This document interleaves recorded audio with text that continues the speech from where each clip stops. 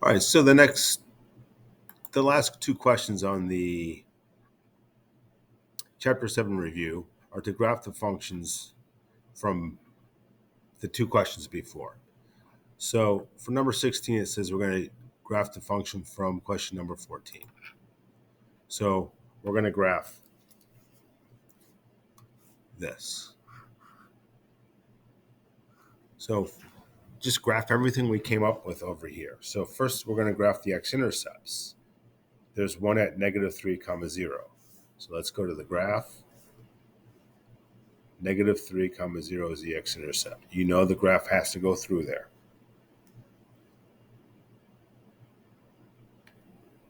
We'll graph the y-intercept next. 0, -3. 0, -3 would be right here. So now I have 2 points that this graph is going to go through. Now I have to graph my asymptotes. Well, I'm trying to get rid of that. So my vertical asymptote is at x equals 3. So x equals 3 is right here. Let's draw it with a vertical line. And then the last thing is our horizontal asymptote, which was y equals 3. So that's a horizontal line at y equals 3. And now we're ready to graph, hopefully. So there's two pieces of this graph because there's always one piece on each side of the vertical asymptote. What I usually like to do is start at the ends of the horizontal asymptote. So I'm going to start from over here. Now, I know I have to go through those 2 points on the right. So I know I'm going to be approaching them downwards like this. Uh-oh, I kind of missed it. I'm going to just start that over. That's ugly. Try to make it as smooth as possible. It's not even that good. And it has to then approach the vertical asymptote, but not cross. So I'm just going to keep going a little bit just so you can see. There.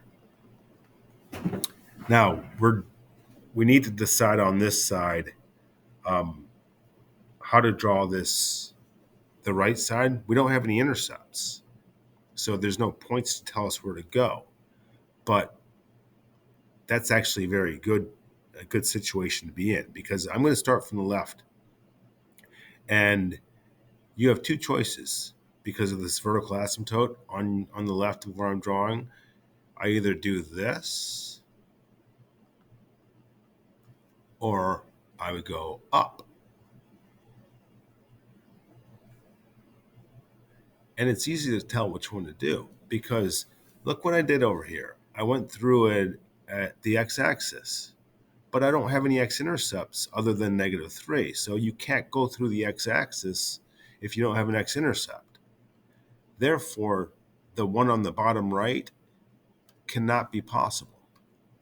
Thus, the one on the top right is the actual graph. So that's that. I don't know why this line looks a little bit thinner than my other line, but that bothers me. But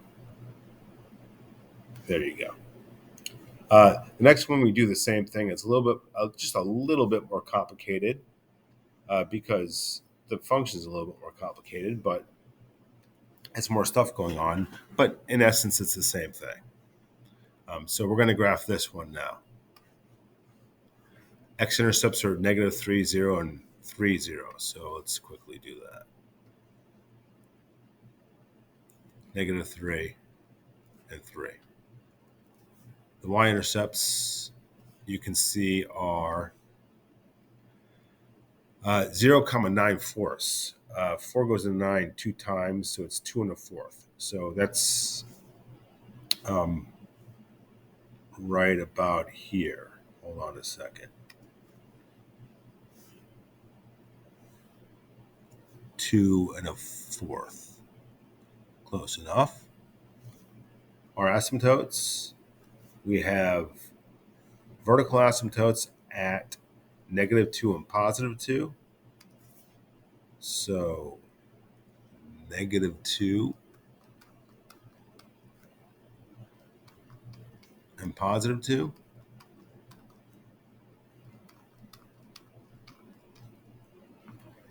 And last thing is the horizontal asymptote, which happens to be at 1. And now it's time to start graphing. So, as I often do, I'm going to start on to the far left and then just follow what the horizontal asymptotes are telling me. So on the far left, I should be approaching this asymptote. I'm either going to go up like this to that vertical asymptote or down like this. Well, I have a point there that I have to go through, so without a doubt, it's down. Same thing over on the right. I'll start now all the way to the right. I either can do this. That can't be right because I need to go through that point down there. So let me erase that and do it correctly. It must go down because it must go through this point. Now, you can never cross a vertical asymptote. A horizontal asymptote you can cross. Sometimes they do. But that's not enough because you have to have a piece of the graph on all sides of the vertical asymptotes. So I need something in this area between these vertical asymptotes. So oops, I didn't mean to do that. So what it's going to tell me what to do is that y-intercept. So let me undo what I just did there, all that mess. There's a y-intercept here that I have to go through. Now you may think, well, all right, if we're going to go through it and we have to go up, approach the vertical asymptotes, it could look like this. But it can't. Because remember, these x-intercepts are the only x-intercepts, so you can't make a new one. So the fact that there is no x-intercept there means you cannot cross the x-axis again. But I still have to approach the vertical asymptotes either straight up or straight down. So the only way to do that to go through this point is start up, hit the point, and then so I can get to this right asymptote, vertical asymptote, I'm going to have to approach it going up. Because if I approach it going down, I have to cross the x-axis, which I can't do. So that's what the graph should look like. So that's the review in its entirety. Hopefully that helps. Good luck on the test.